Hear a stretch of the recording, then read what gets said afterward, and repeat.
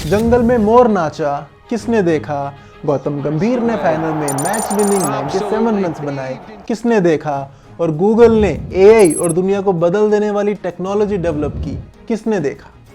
2011 में पोस्टर छपे थे एमएस धोनी के और इस बार ट्विटर पे ट्रेंड हुआ चैट जीपीटी। कुछ ऐसी ही कहानी है एलएलएम यानी कि लार्ज लैंग्वेज मॉडल्स की। एलएलएम एक ऐसा एआई प्रोग्राम जो किसी भी भाषा में किसी भी टॉपिक को सीख के उस पर लिख, बोल और जवाब दे सकता है। चैट जीपीटी एक एलएलएम ही है, बट ये एलएलएम बनता कैसे है? क्यों बिलियंस ऑफ डॉलर्स खर्च होते हैं इसे बनाने के लिए और हजारों कंप्यूटर्स को महीनों तक काम करना पड़ता है? क्यों ऐसा माना जा रहा है कि एसी से लेकर टीवी तक, फ्रिज से लेकर कार तक सब जगह एलएलएम होगा? और कैसे एलएलएम की इस रेस में गूगल जैसे जायंट को ओपन एआई जैसी छोटी सी टीम ने हरा दिया? इस वीडियो में हम इन सभी सवालों के जवाब देंगे और एलएलएम के मैजिक को पूरी तरह समझेंगे। आप देख रहे हो series AI for common people और ये है एपिसोड 5। आपने पिछले एपिसोड नहीं देखे हैं तो कोई बात नहीं, ये एपिसोड अपने आप में पूरा है। शुरू करते हैं। मशीन्स को इंसानों की लैंग्वेज सिखाना एआई रिसर्चर्स का हमेशा से सपना रहा है। इस टास्क को कहते हैं नेचुरल लैंग्वेज प्रोसेसिंग यानी कि एनएलपी।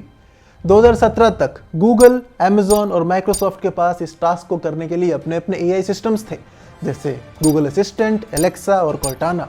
बट ये सिस्टम्स दूर दूर तक चैट जीपीटी की तरह एक इंसान से बातचीत नहीं कर सकते थे और सही मायने में इन कंपनीज का फोकस भी नहीं था कि ऐसा कुछ बनाया जाए। वहीं दूसरी तरफ था ओपन एआई, जो 2015 में स्टैब्लिश हुआ था एक बहुत बड़े गोल के साथ। इनका मकसद था एजीआई डेवलप करना, यानी कि आर्टिफिशियल जनरल इंटेलिजेंस, एक ऐसा एआई सिस्टम जो इंसानों की तरह किसी भी काम को सीख सके और उसे कर सके। 2017 तक इनका मेन फोकस था रोबोटिक्स और डोटा जैसे कॉम्प्लेक्स गेम्स खेल पाने वाले एआई सिस्टम्स को डेवलप करना। इन सब एरियाज में प्रोग्रेस तो हो रही थी, बट एजीआई तक जाने का क्या रास्ता है वो इन्हें क्लियर नहीं था। 2017 का जिक्र मैं बार बार इसीलिए कर रहा हूँ क्योंकि इसी साल गूगल के रिसर्चर्स ने एक ग्राउंड ब्रेकिंग टेक्निक निकाली, ट्रांसफॉर्मर्स। इस टेक्निक ने लैंग्वेज प्रोसेस करने वाले एआई सिस्टम्स को बहुत ज़्यादा स्मार्ट बना दिया। इससे पहले के जो एआई सिस्टम्स थे उनकी दो मेन प्रॉब्लम्स थी। नंबर 1, वो एक ऐसे स्टूडेंट की तरह थे जो सिर्फ 10 किताबों से सीख सकता है। उसे अगर हम कहें कि एक और किताब से सीखो तो वो पुराना सीखा हुआ भूलना शुरू कर देता है। और नंबर 2, एक वर्ड के एक से ज़्यादा मीनिंग्स होते हैं, ये समझ पाना इन सिस्टम्स के लिए एक चैलेंज था। डेट का मतलब तारीख भी होता है और डेट का मतलब एक रोमांटिक डिनर भी होता है, बट ये चीज़ ये सिस्टम्स नहीं समझ पाते थे। बट ट्रांसफॉर्मर्स ने इन दोनों प्रॉब्लम्स को सॉल्व कर दिया। इस नई सुपर पावर का गूगल ने यूज़ किया अपने एग्जिस्टिंग सिस्टम्स जैसे गूगल सर्च को बेटर करने के लिए। प्रैक्टिकल मूव था, पैसा उनका वहीं से आता है। बट ओपन एआई ने इस नई सुपर पावर को एक अलग नज़रिए से देखा। ओपन एआई का गोल क्योंकि एजीआई डेवलप करना है, तो वो हर एक नई टेक्नोलॉजी को उसी एंगल से देखती थी। और जब ओपन एआई की टीम की नज़र ट्रांसफॉर्मर आर्किटेक्चर पे पड़ी तो उनके यहाँ तो एक टाइप से गोल्ड लग गया। उन्होंने फटाफट 2018 में ही एक एआई सिस्टम बना दिया जिसको उन्होंने नाम दिया GPT, generative pre trained transformer. ये जीपीटी एजीआई की तरफ जाने के लिए सही स्टेप क्यों था? 2 रीजंस हैं। नंबर 1, एजीआई को नेचुरल लैंग्वेज तो समझ में आनी ही चाहिए और जीपीटी एक लैंग्वेज प्रोसेसिंग सिस्टम ही है। और नंबर 2, जीपीटी एक से ज़्यादा काम कर सकता था, जैसे summarization, translation, creative writing and programming. और एजीआई भी एक ऐसा ही सिस्टम होगा जो कि एक से ज़्यादा काम कर सकेगा। ओपन एआई को लगा कि जीपीटी एजीआई की तरफ जाने के लिए एक सही डायरेक्शन है और उन्होंने अपनी ज़्यादातर एनर्जी जीपीटी बनाने में ही लगाई। 2017 में उन्होंने जीपीटी 1 बनाया जिसे उन्होंने 7000 बुक्स पे ट्रेन किया था। उसके रिजल्ट्स अच्छे लगे तो उन्होंने अग्रेसिवली 2019 में जीपीटी 2 बना दिया जिसे 80 लाख वेब पेजेस पे ट्रेन किया गया था, जो कि लगभग 40 GB डेटा है। और इसी लार्ज डेटा सेट के वजह से ये नाम लार्ज लैंग्वेज मॉडल या फिर एलएलएम पहली बार निकल के आया। जीपीटी 2 के रिजल्ट्स और भी अच्छे थे तो उन्होंने 2020 में ही जीपीटी 3 बना दिया जिसे उन्होंने 570 GB के डेटा पे ट्रेन किया था। और जब तक गूगल या बाकी कंपनी समझ पाती कि इतने बड़े बड़े एलएलएम से क्या होगा, 2022 में ओपन एआई ने चैट जीपीटी को लॉन्च कर दिया और उसके बाद क्या हुआ ये तो आपको मालूम है। बट ये एलएलएम बनता कैसे है और इसमें इतना पैसा क्यों खर्च होता है, ये समझते हैं लामा के एग्जाम्पल से। लामा फेसबुक की तरफ से चैट जीपीटी का कॉम्पिटिटर है। इसको मैंने इसीलिए यूज़ किया है क्योंकि एक ओपन सोर्स प्रोजेक्ट है और उसकी ट्रेनिंग डिटेल्स पब्लिकली अवेलेबल है। तो लामा को ट्रेन करने के लिए सबसे पहले चंक ऑफ इंटरनेट डाउनलोड किया गया जिसका साइज था 10 TB। उसके बाद एक कंप्यूटर प्रोग्राम 6000 स्पेशलाइज्ड जीपीयूज पे 12 दिनों तक एक साथ रन हुआ।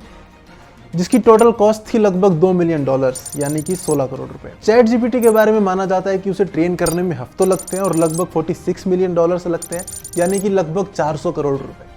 खैर, 12 दिनों बाद जब लामा की ट्रेनिंग कंप्लीट हुई तो उसने 10 TB के इस डेटा को 140 GB की एक फाइल में कन्वर्ट कर दिया था। अब 140 GB की इस फाइल के अंदर इंटरनेट की सारी इंफॉर्मेशन है।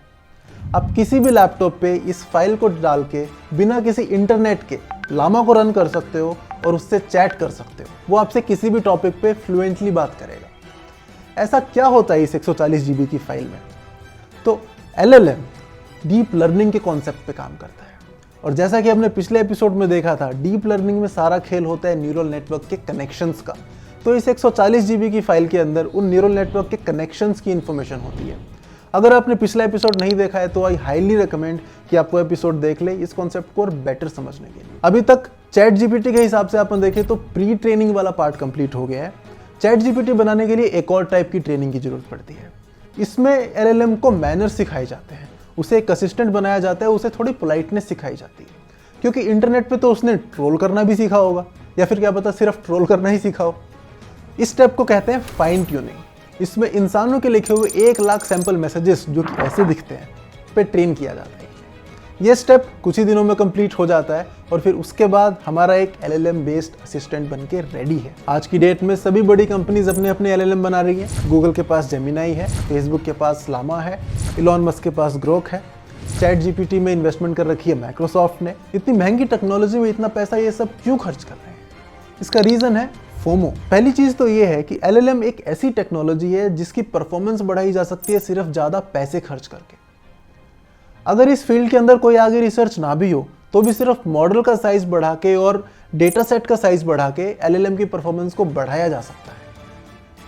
और दूसरी चीज़ ये है कि LLM फ्यूचर में सब डिवाइसेस में होने वाला है, क्योंकि LLM इंसानों की भाषा भी समझता है और वो मशीन्स की भाषा भी समझता है। फ्यूचर में हमें जब मशीन से कोई काम करवाना होगा तो हम एक LLM असिस्टेंट को वो काम बता देंगे नॉर्मल भाषा में और वो फिर उस मशीन को वो काम समझा देगा। फॉर एग्जाम्पल, आप कार चलाते वक्त अपने LLM असिस्टेंट से कहोगे कि पीछे वाला वाइपर ऑन कर दो। ये LLM असिस्टेंट कार के टेक सिस्टम को समझा देगा कि भाई पीछे वाला वाइपर ऑन कर दो। इतनी प्रॉमिसिंग टेक्नोलॉजी है, ऐसा माना जा रहा है कि ये हर एक डिवाइस में OS की तरह होगी। इतनी प्रॉमिसिंग टेक्नोलॉजी जिसका इतना ज़्यादा यूज़ केस होने वाला है, तो कोई भी कंपनी पीछे नहीं रहना चाहती इस रेस में, क्योंकि सबको डर है अगर वो पीछे रहे तो उनका हाल नोकिया या ब्लैकबेरी जैसा हो सकता है। तो इसी के साथ हमने ये समझ लिया कि LLM कैसे बनता है, उसकी हिस्ट्री क्या है और उसका फ्यूचर कैसा होने वाला है। LLM जैसे कि चैट जीपीटी क्या नहीं कर सकते, अगर आप ये जानना चाहते हो तो आप ये वीडियो देख लो। चैट जीपीटी को हम मेंटल हेल्थ के लिए कैसे यूज़ कर सकते हैं, ये मैंने इस वीडियो में डिस्कस किया है। और अगर आप AI के कॉन्सेप्ट्स को सिंपल टर्म्स में समझना चाहते हो तो आप ये वाला वीडियो चेकआउट कर लो। मैं मिलूंगा आपको नेक्स्ट वीडियो में, तब तक के लिए कीप लर्निंग, बाय बाय।